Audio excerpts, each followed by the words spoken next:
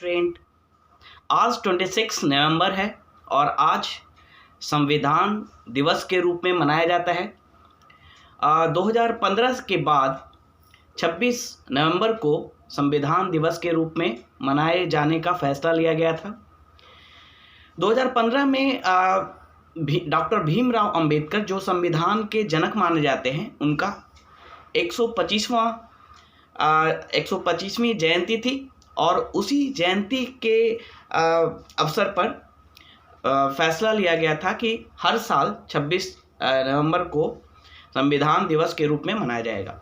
तो यहाँ पे कुछ बातें हैं संविधान दिवस से संबंधित जो हम यहाँ पे डिस्कस करेंगे, कुछ तथ्य हैं और साथ ही साथ संविधान के विभिन्न पहलुओं को समझेंगे। संविधान बनाने की जरूरत क्यों पड़ी, संविधान का उद्देश्य क्या है और संविधान के उद्देश्य को प्राप्त करने में हम कितने सफल हुए हैं, इन सारी चीज़ों पे हम यहाँ पे डिस्कस करेंगे। तो सबसे पहले संविधान दिवस जो मनाया जा रहा है उससे रिलेटेड कुछ फैक्ट है। आपको पता है कि भारतीय संविधान को 26 नवंबर 1949 को संविधान सभा के द्वारा स्वीकृति दी गई थी और इस संविधान को 26 जनवरी 1950 को एडॉप्ट कर लिया गया था, अपना लिया गया था, लागू कर दिया गया था, है ना। तो 26 नवंबर 1949 को संविधान सभा के द्वारा इस संविधान को एडॉप्ट किया गया, मतलब स्वीकृति दी गई और 26 जनवरी 1950 को इसे लागू कर दिया गया। इसके पीछे भी एक कहानी है, एक तथ्य ये है कि 26 नवंबर को जब संविधान तैयार हो चुका था, 26 नवंबर 1949 को, तो फिर 26 जनवरी की तिथि को ही क्यों चुना गया संविधान को लागू करने के लिए।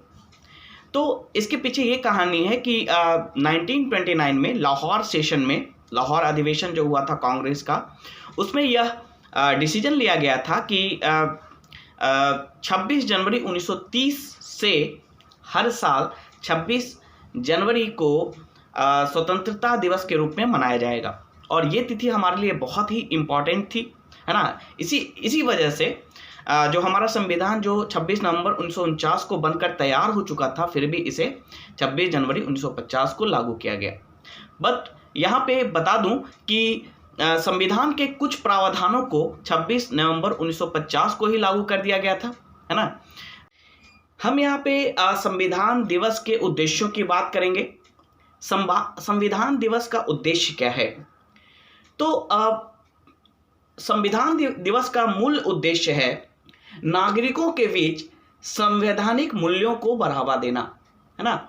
संवैधानिक मूल्यों की जानकारी देश के हर नागरिक को हो, इसलिए इस दिन को मनाया जाता है ना। हम संविधान के मूल्यों के बारे में जानें, इसके उद्देश्यों को समझें और संविधान को एक रिस्पेक्ट देकर उसके मूल्यों पर चलने की कोशिश करें। इसलिए संविधान दिवस हमें हमें जागरूकता पैदा करता है ताकि हम संविधान के मूल्यों के हिसाब से चल सकें और यह देश एक तरक्की कर सके। तो अब यहाँ पे बात आती है कि संविधान को बनाने की आवश्यकता क्यों पड़ी, है ना। संविधान को क्यों बनाया गया, क्यों लिखा गया? आपको पता है कि भारत 1947 में 15 अगस्त 1947 को आज़ाद हुआ और आज़ाद होने के बाद चूँकि हम ब्रिटिश शासन के अंतर्गत थे, तो जब हम स्वतंत्र हुए तो हमारे सामने कई सारी चुनौतियां थी, है ना। बहुत सारी चुनौतियां थी, जैसे कि भारत एक विभिन्न समुदायों और धर्मों का देश था और इसके लिए एक जरूरी था कि सभी संप्रदायों के बीच में, आज़ादी के बाद सभी संप्रदायों और धर्मों के बीच में एक समन्वय पैदा हो, है ना। एक साथ सबको लेकर चलना है और इसके लिए एक कानून की ज़रूरत थी, क्योंकि जो भी कॉम्प्लेक्सिटीज़, जो भी जटिलताएं आने वाली थी भविष्य में, उसे उस समय जो कॉन्स्टिट्यूशन के 4 फादर थे उन्होंने इस चीज़ को समझा और उसके लिए उन्होंने एक संविधान की आवश्यकता उन्हें पड़ी। साथ ही साथ भारत में गरीबी और असमानताएं व्याप्त थी, है ना। या तो बहुत अमीर लोग थे, जमींदार लोग थे, या तो बहुत ही गरीब लोग थे, यानी मैक्सिमम लोग 90% लोग थे बहुत गरीबी रेखा से नीचे गुजर कर रहे थे और कुछ जो संपत्ति था भारत में वो कुछ हाथों में सीमित था, जिसके कारण भारत में एक बहुत बड़ी असमानता व्याप्त थी। इस असमानता को दूर करने के लिए और जो धार्मिक सहिष्णुता को लाने के लिए, धार्मिक भाईचारे को लाने के लिए हमें एक ऐसे कानून की जरूरत थी जो सभी को, भारत के सभी पहलुओं को, सभी क्षेत्रों को एक मोती की तरह, एक माले की तरह पिरो सके। और इसमें संविधान का एक बहुत बड़ा रोल हुआ। अगली जो चीज थी कि संविधान बनाना इसलिए भी जरूरी था क्योंकि हम अंग्रेजों के अधीन थे और अंग्रेज के शासन प्रणाली के हिसाब से हम पर शासन किया जा रहा था। तो हमें एक ऐसे शासन प्रणाली की आवश्यकता थी जो भारतीय मूल्यों को समझे, जो भारतीय मूल्यों पे आधारित हो और स्वतंत्रता, जिन मूल्यों पे स्वतंत्रता संग्राम लड़ा गया, स्वतंत्रता आंदोलन लड़ा गया, उनको शामिल किया जाए। तो इसीलिए हमने अपना एक अलग संविधान बनाने का फैसला किया। अगर आप संविधान के प्रियम्बल को देखेंगे, संविधान के उद्देशिका को देखेंगे, तो आपको पता चलेगा कि संविधान का उद्देश्य क्या है। अगर आप संविधान के उद्देशिका को पढ़ें तो उसमें साफ साफ तौर पे लिखा हुआ है कि भारतीय संविधान का उद्देश्य सामाजिक, आर्थिक और राजनीतिक न्याय प्राप्त करना है तथा भारत को एक सामाजिक, आर्थिक और राजनीतिक लोकतंत्र के रूप में विकसित करना है। इसका अर्थ है कि समाज में सभी लोग समान हो, सभी को समान अधिकार मिले, समान अपॉर्चुनिटी प्राप्त हो, आर्थिक गतिविधियों में भाग लेने का तथा राजनीतिक गतिविधियों में भाग लेने का समान अधिकार प्राप्त हो। साथ ही साथ संविधान का उद्देश्य है कि नागरिकों के बीच में एक भाईचारे की भावना डेवलप हो, है ना, फ्रेटर्निटी एंड ब्रदरहुड डेवलप हो। ठीक है, तो इक्वालिटी डेवलप हो, समानता डेवलप हो, न्याय प्राप्त हो और नागरिकों के बीच में भाईचारे की भावना डेवलप हो। ये हमारे संविधान का उद्देश्य है। अब यहाँ पे हम ये डिस्कस करेंगे कि क्या हम इस उद्देश्य को प्राप्त करने में सफल हुए हैं। तो अगर इतने वर्षों का अगर हम बैकग्राउंड देखें, इतिहास देखें, आज़ादी के बाद 1947 के बाद अगर हम 2023 तक का हम अगर विश्लेषण करें तो हमें ये लगेगा कि हाँ, कुछ मामलों में हमने इन लक्ष्यों को प्राप्त किया है ना। जैसे कहा जाता है कि we have achieved democracy, we have achieved democracy in paper, है ना। हमने पेपर में डेमोक्रेसी को अचीव किया है ना। हमारे यहाँ रेगुलर टाइम पे इलेक्शन होते हैं, है ना। बट जो डेमोक्रेसी की जो इसेंस है, जो वैल्यूज़ है, वो हम अभी प्राप्त नहीं कर पाए हैं। क्यों नहीं कर पाए हैं? क्योंकि हमारे समाज में अभी भी असमानताएं हैं, इनइक्वालिटीज़ है। ठीक है, justice delay is justice denied, अभी भी जस्टिस डिले हो रहा है ना। साथ ही साथ बहुत सारे ऐसे पहलू हैं जिन्हें हम अभी तक सुलझा नहीं पाए हैं। अभी आपने देखा कई सारे धार्मिक असहिष्णुताएं की घटनाएं हमें सुनने को मिलती हैं। तो कहीं ना कहीं हम पूरी तरह से अभी इन मूल्यों को, इन वैल्यूज़ को अचीव करने में सफल नहीं हो पाए हैं। और आपको पता है कि 1976 में 42nd अमेंडमेंट के द्वारा संविधान में कुछ कर्तव्यों को, मूल कर्तव्यों को जोड़ा गया, क्योंकि संविधान निर्माताओं का कहना था कि मूल अधिकारों के साथ साथ नागरिकों को मूल कर्तव्यों के बारे में भी जानकारी होनी चाहिए, मूल कर्तव्य के बारे में भी पता होना चाहिए। तभी मूल कर्तव्यों को फॉलो करके ही हम मूल अधिकारों को प्राप्त कर सकते हैं या मूल अधिकारों को एंजॉय कर सकते हैं। और इसी वजह से 42nd कॉन्स्टिट्यूशनल अमेंडमेंट के द्वारा, संविधान संशोधन के द्वारा 10 मूल कर्तव्यों को जोड़ा गया। बाद में 86 कॉन्स्टिट्यूशनल अमेंडमेंट के द्वारा 11वें मूल कर्तव्य को जोड़ा गया। इस तरह से हमारे संविधान में अभी 11 मूल कर्तव्य हैं और हर नागरिक को इस कर्तव्य के बारे में समझने की जरूरत है, जानने की जरूरत है, क्योंकि ये जो कर्तव्य है वो हमारे लिए हैं, ये हम पे इन्फोर्सेबल नहीं है ना। ये कानूनी रूप से हम पे लागू नहीं है, बट ये हमारी मौलिक जिम्मेदारी बनती है, मौलिक हम पर जिम्मेदारी आती है कि हम इन कर्तव्यों का सम्मान करें, जिसमें से कुछ कर्तव्य हैं। देखिए, यहाँ पे हम हमेशा मौलिक अधिकारों की बात करते हैं, जब भी संविधान की बात आती है, हम मौलिक अधिकारों की बात करते हैं, राज्य के नीति निर्देशक तत्वों की बात करते हैं। मौलिक अधिकार, नागरिकों को जो अधिकार दिए गए हैं, मूलभूत अधिकार दिए गए हैं संविधान के द्वारा। राज्य के नीति निर्देशक तत्व जो राज्यों के लिए यानी सरकारों के लिए जो निर्देश दिया गया है संविधान के द्वारा। लेकिन मेरे हिसाब से जो सबसे इंपॉर्टेंट पार्ट है संविधान का वो है मूल कर्तव्य, क्योंकि ये कर्तव्य हमारे ऊपर लीगली बाइंडिंग नहीं है। मतलब अगर हम इन कर्तव्यों को नहीं निभाते हैं तो हम पर कोई केस नहीं होने वाला है, बट ये हमारा मोरल रिस्पॉन्सिबिलिटी है, मोरल अकाउंटेबिलिटी है हमारी कि हम इन कर्तव्यों का पालन करें और संविधान को लागू कराने में या संविधान के मूल्यों को प्राप्त करने में हम एकजुट होकर देश की मदद करें।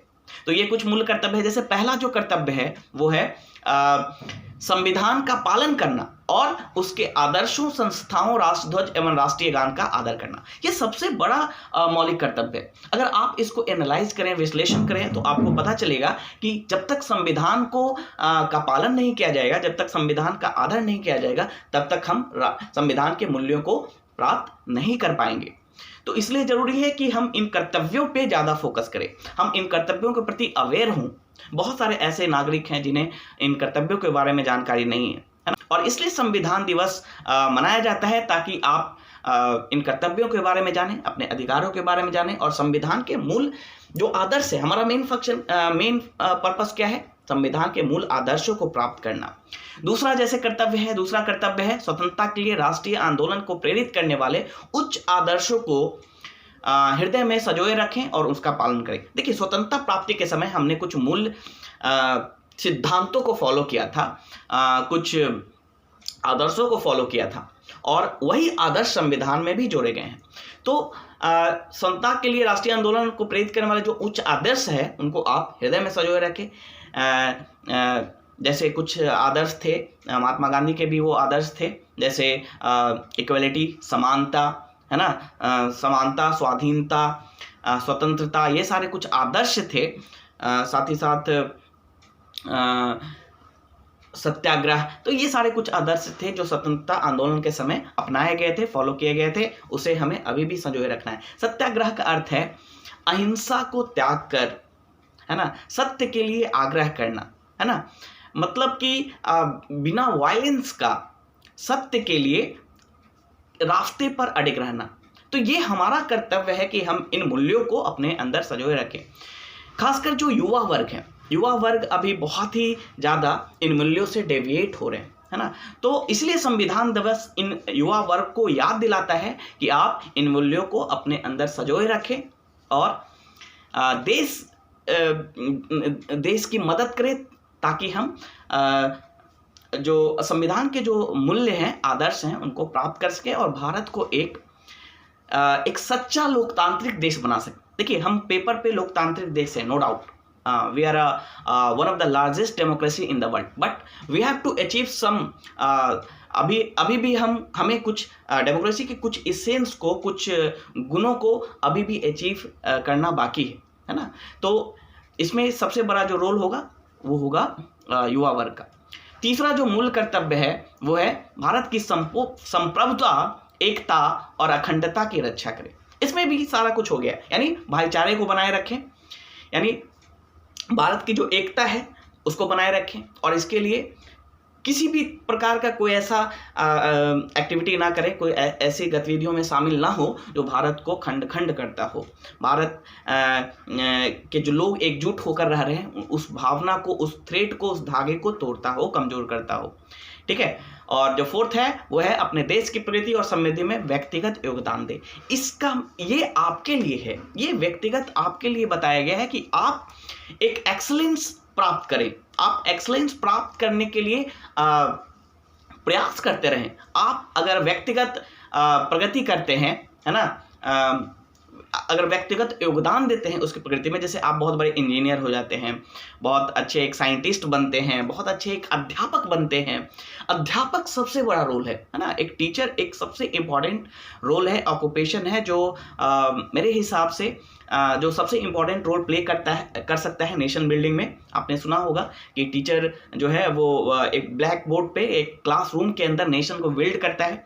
तो कोई भी रोल हो, कोई भी ऑक्यूपेशन हो, कोई भी योगदान हो आपका, वो बहुत ही इंपॉर्टेंट है राष्ट्र के लिए। तो आप अपने क्षेत्र में एक्सलेंस अचीव करने का प्रयास कीजिए और व्यक्तिगत योगदान दें।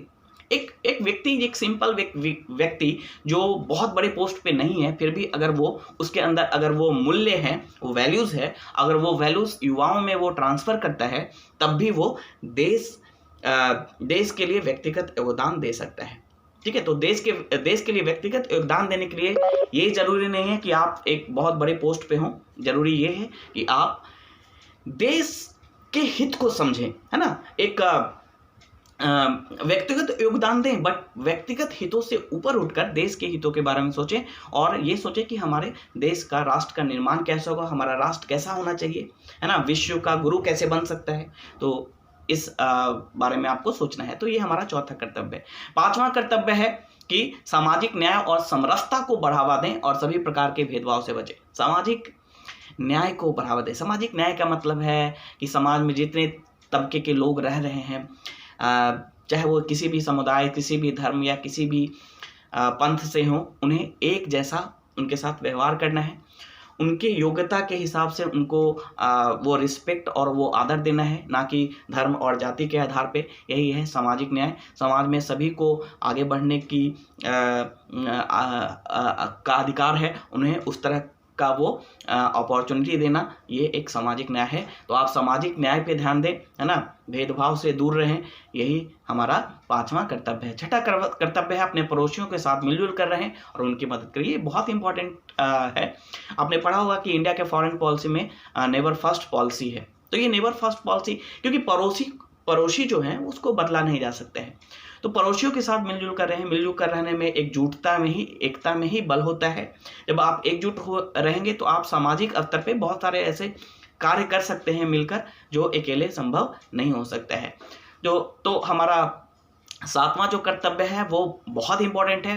वन ऑफ द माई जो मोस्ट इम्पॉर्टेंट बोल सकते हैं कर्तव्य, वो है पर्यावरण की रक्षा करें और प्राकृतिक संसाधनों का संरक्षण करें। सोचिए, ये संविधान में डाला गया है।